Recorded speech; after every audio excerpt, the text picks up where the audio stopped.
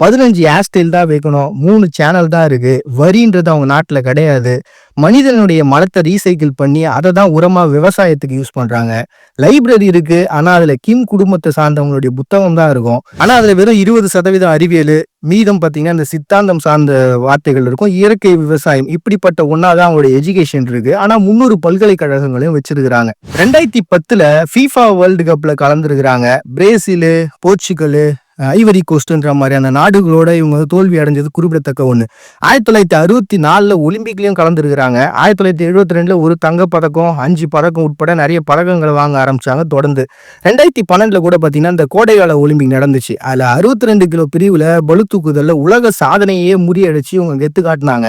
கால்பந்து, கூடைப்பந்து, table tennis, gymnastic, குத்து சண்டைன்னு பயங்கர ஃபேமஸான விளையாட்டுகள் இவங்க நாட்டிலே இருக்குது. இந்த கூடைப்பந்து வீரரான டென்னிஸ் ரோட்மேன் அப்படிங்கிறவரு கிம்ஜானுக்கு ரொம்ப பிடிச்ச ஒரு பர்சன்னால அவரை சந்திச்ச நிகழ்வும் வரலாற்றுல அதிகமா பேசப்பட்ட ஒன்னா பார்க்கப்பட்டுச்சு. இதை தவிர